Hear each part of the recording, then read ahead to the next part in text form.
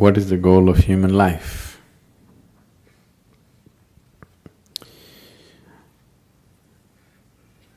What is the purpose of human life? Or in other words, why life? That's a question. When it comes to life and existence, you never ask why. When it comes to fundamental existence, you never ask why.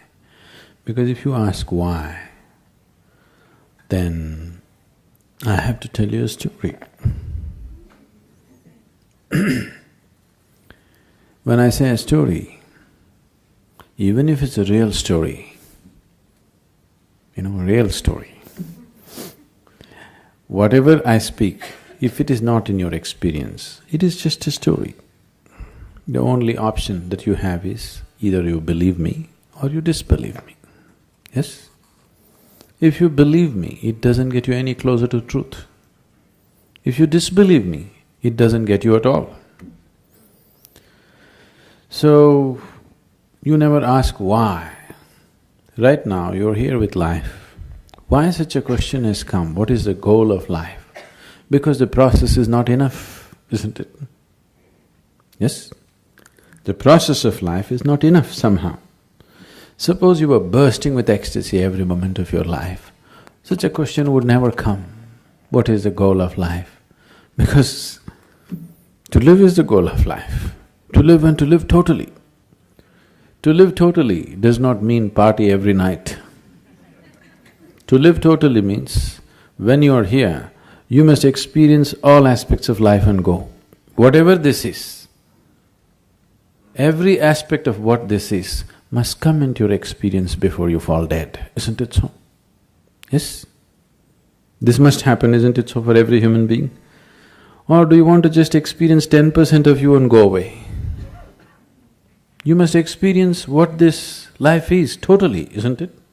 Before you go, you must experience this. If you do experience that, then such questions will never arise in your mind because that's not the way existence is.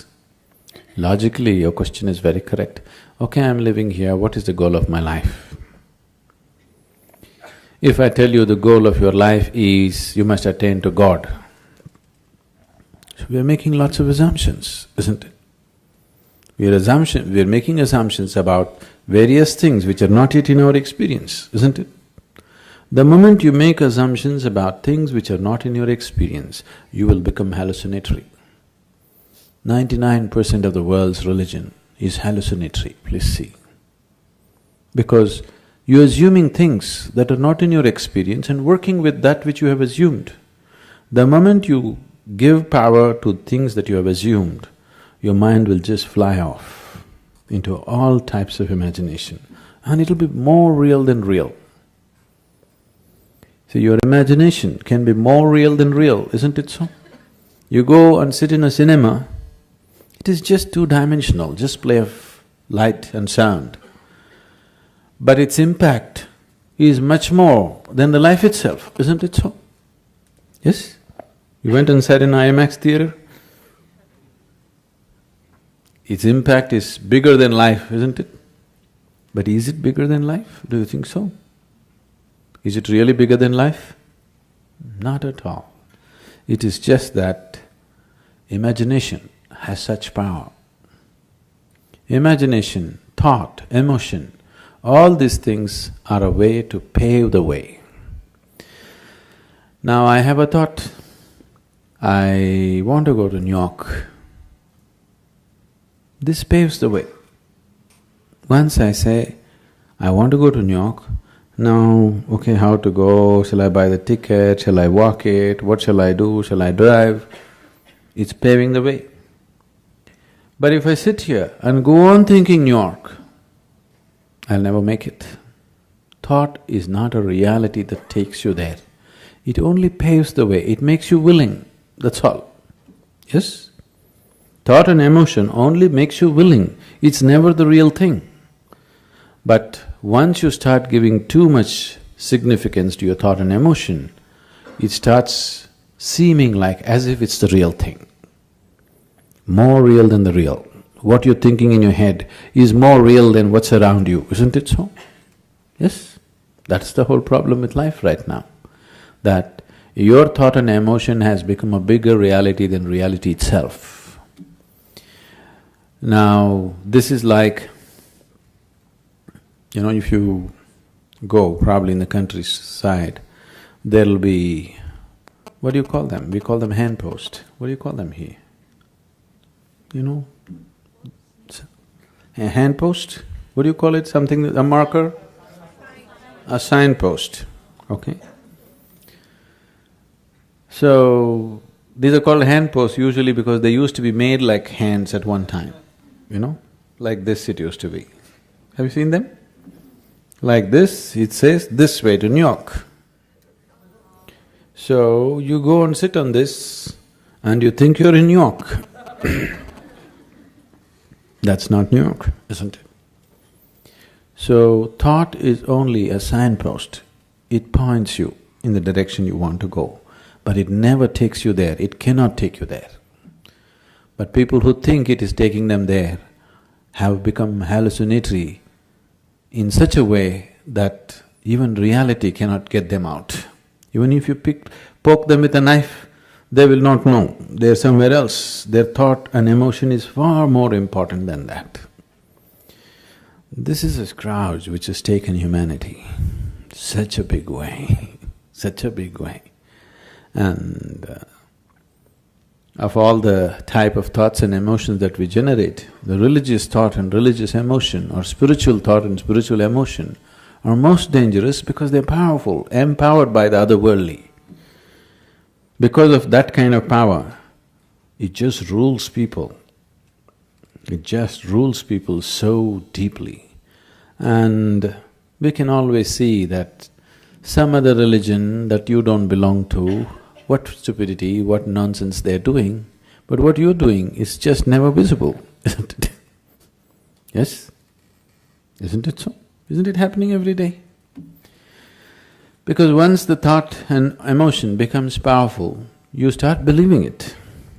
Once you start believing something which is not yet in your experience, you are a dangerous human being. Because all the conflict on the planet, even today, what's happening, though people try to project it as it is good versus evil, though people are trying to project it as good versus evil, it is not about good and evil. It is always about one man's belief versus another man's belief, isn't it so? Always between one man's belief and another man's belief. Why can't we be sincere enough to simply see whatever we do not know as we do not know? What is the problem? This is the biggest human problem. They can't see that they don't know. They have to bullshit themselves all the time. And this is not a joke. This is a terrible tragedy on the planet, isn't it? This is not a joke, this is not a simple thing. It has cost phenomenally for human life on this planet, phenomenally, and still continuing to cost. But what we think and feel is so important, isn't it? So, what is the goal? What if there is no goal? What will you do? Will you die tomorrow? Suppose there is no goal. What to do? You want to die? Isn't it wonderful? There's nowhere to go.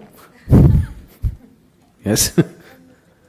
Isn't it really great? There's nowhere to go, you don't have to work your way to heaven, you can just live here happily. No, we are going to heaven. If you're so sure you're going to heaven, what are you waiting for? If you're so dead sure you're anyway going to heaven, what are you waiting for? I can't understand the logic. Huh? Waiting for the ticket. All you have to do is go and cut your throat in front of the temple. You understand? Whichever is your favorite temple, it'll happen. People 100% believe after I die, I will go to the lap of God. If you are going to the lap of God, you should not delay it. Really. Isn't it so? Such a sacred duty, can you delay it? You must go today, not even tomorrow. No, you want to live long. So why are you postponing such a wonderful opportunity? That's because you're full of bull. You tell yourself things which are not yet a reality for you. I'm not questioning whether these things exist, not exist, but it's not yet a reality for you. If you talk about things which are not yet a reality for you, to put it very bluntly, it just amounts to lying. This lying has cost phenomenally for individual human beings and for the whole humanity in a big way. For more on Sadhguru, visit www.ishafoundation.org.